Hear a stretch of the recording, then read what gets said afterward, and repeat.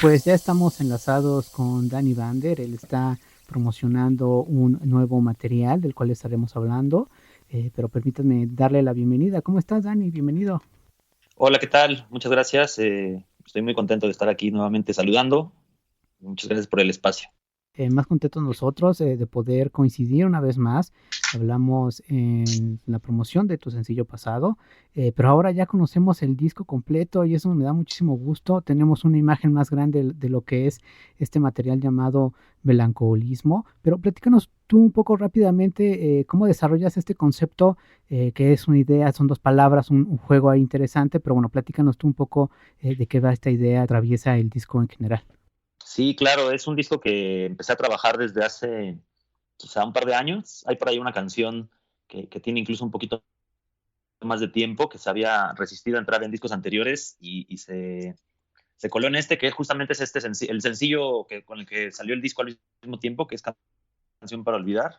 Es una canción más antigua, pero este disco pues lo fui trabajando a partir de 2019, poquitito antes de que empezara el encierro de la pandemia, y en cuanto empezó el encierro, pues ahí fue que aproveché esa oportunidad para grabarlo y se sumó al proyecto mi amigo AJ Dávila, que ya me había ayudado a producir el primer disco, y aprovechando pues el encierro, retomamos esta forma de trabajar que han tenido grandes músicos como Paul McCartney o Bruce Springsteen, que se encierran y graban con sus propios medios discos increíbles. Entonces quisimos experimentar cómo se sentía hacer eso y pues esto es lo que resultó.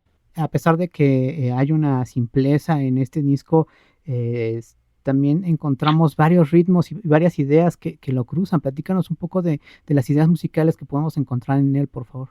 Sí, claro, el disco en sí, como dices, es un disco simple o austero, que eh, a pesar de lo que parece, o sea, pareciera que la simpleza es más fácil que lo complejo, pero yo con los años de experiencia haciendo discos y haciendo canciones me he topado con lo opuesto. Realmente me resulta más difícil, me resultó mucho más difícil llegar a simplificar y a quedarme como con las ideas más mínimas de lo que quería hacer.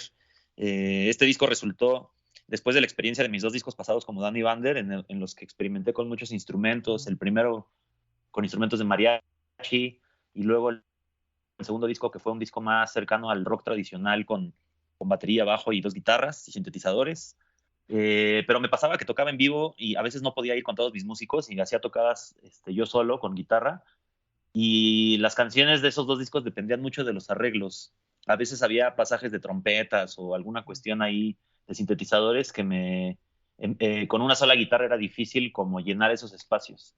Entonces me puse la meta de hacer un disco que se pudiera resolver, que se pudiera presentar en vivo con muy poquitos elementos, quizá nada más con una guitarra y con mi voz. Ahora el martes pasado recién lo presentamos en el Foro Indie Rocks, y lo que hice fue armar un ensamble con dos amigos en otras dos guitarras y con mi esposa en la voz y en los coros. En algunas canciones hay participaciones de ella y resultó muy bien. Es un disco, como dices, simple, sencillo, austero, con guitarras, directo a la temática de las canciones.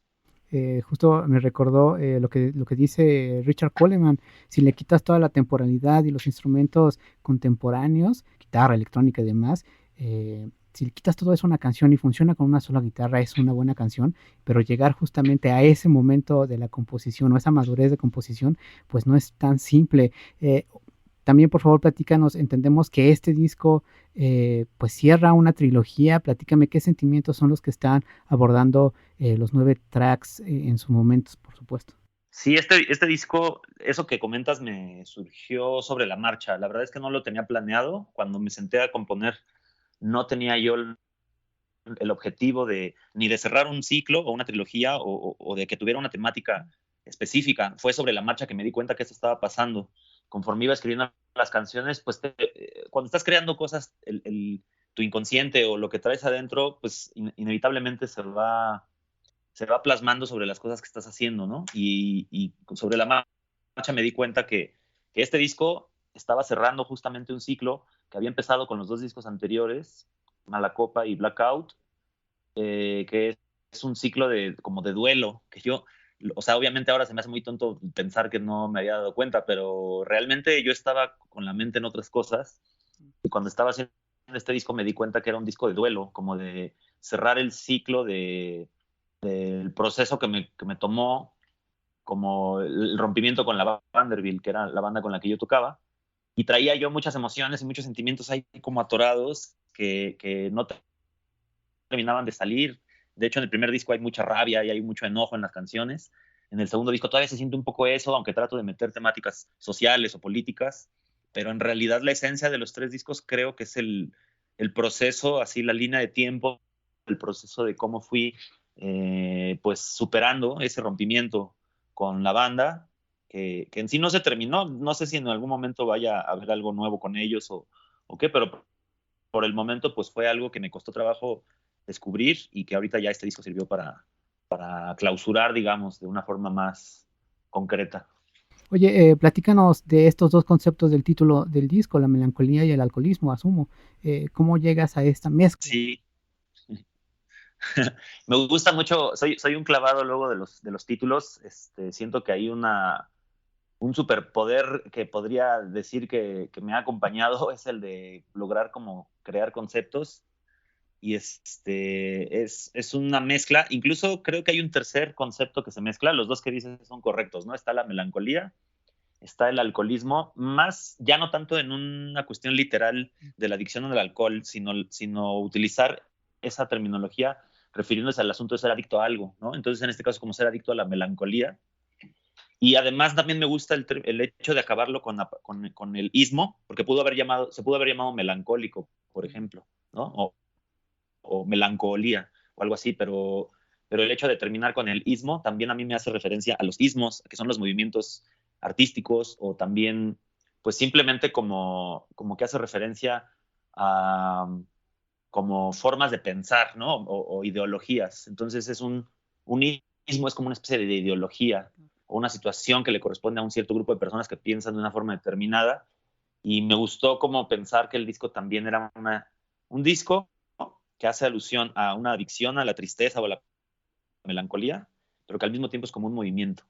Claro, me recordó ahora a este libro de Robert Burton, de la anatomía de la melancolía, y él decía que escribía sobre melancolía para justamente no sufrir de ella. Un poco esta idea de usar la melancolía o hacer canciones en torno a estos conceptos, ¿aplica para ti como compositor, para no estar melancólico, para alejarte del alcoholismo? Claro, yo creo que, bueno, ahorita que mencionas este libro, creo que es un gran material para acercarse como a esta temática. También yo estaba utilizando referencias de otro libro que por ahí conocí que se llama Saturno y la melancolía, que es un libro de tres científicos, filósofos, no sé cómo llamarles, de los mediados del siglo XX, que hacían estos estudios a partir de un grabado de Durero, que es Saturno y la melancolía, y justamente hacen como todo este desmenuzamiento de la idea de la melancolía como un temperamento, ¿no? Y siento que el temperamento melancólico y la idea en sí de la melancolía podríamos naturalmente llevarla como algo negativo o algo que deberíamos de evitar, pero creo que es algo que va de la mano con el hecho de ser creativos, ¿no? O sea, el hecho de dedicarse a las artes, a escribir, a hacer pinturas, a bailar o a hacer teatro, etcétera. Y pues en la música es lo mismo, ¿no?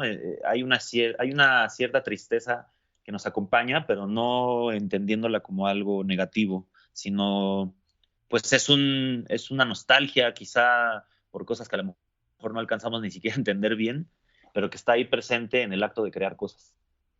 Oye, y al terminar este disco, justamente, ¿qué pasaba por tu corazón, por tus sentimientos? Yo acabé este disco, o sea, hay dos momentos importantes. Uno es cuando terminé de componer las canciones. Haz de cuenta que me senté y de pronto ya tenía yo mis canciones. Por ahí había dos más que terminaron no entrando al disco, pero yo tenía ya estas maquetas como ya muy sólidas y bien emocionado. Fui y se las enseñé a mi chava y yo estaba como muy contento de que había terminado esa fase que es muy difícil, la de darle forma como a un disco o a la idea de un disco, ¿no? Ya para empezar a grabarlo.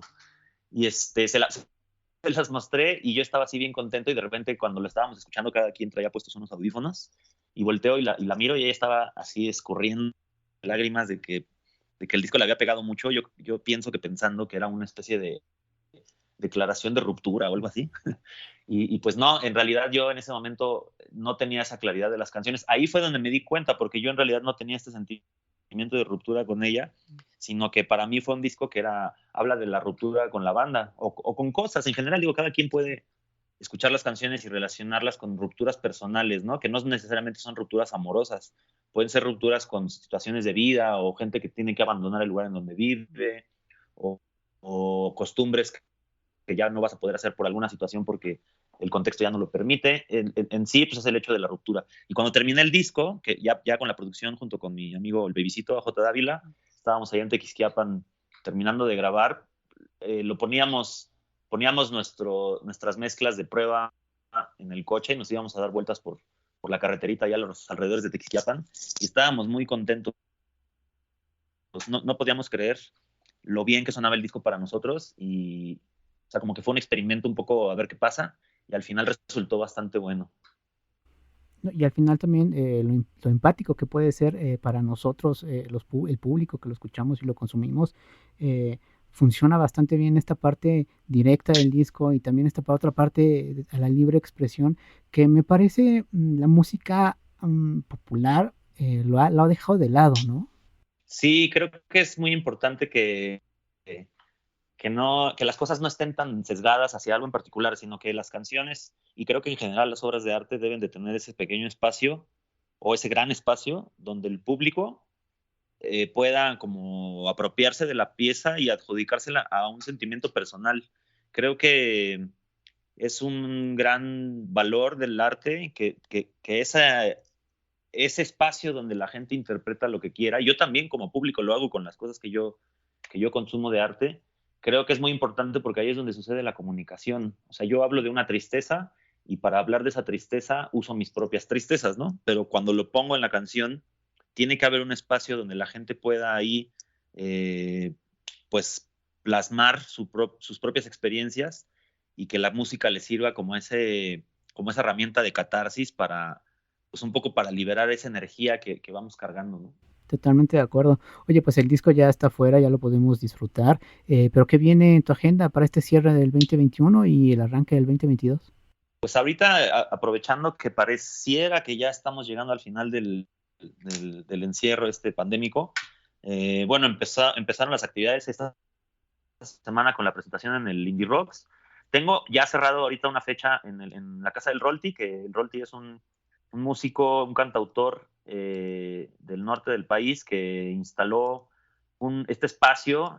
Originalmente se llamaba el Depa de los Plebes, que lo hacía con el David Aguilar. Y ahora el David se movió a otro lado y el espacio que se quedó ahí, el Rolti lo aprovechó para seguir haciendo estos conciertos. Entonces ahora el 23 de noviembre tengo un show ahí. Y justo ahorita, mientras estoy haciendo esta entrevista contigo, estoy escribiéndome con gente de los venues, como investigando cuáles son los que ya están abiertos para empezar a trabajar y empezar a hacer shows. Poco a poco voy a ir avisando en mis redes sociales, porque yo tengo ya mucha energía para salir a tocar este disco, sobre todo en lugares pequeños, donde pueda ser muy fácil presentarse solamente con una guitarra o con una formación muy austera, que no sea necesariamente la típica del rock, ya sabes, con batería y todo esto, sino algo muy pequeño. Perfecto, pues comparte esas redes sociales para estar al pendiente.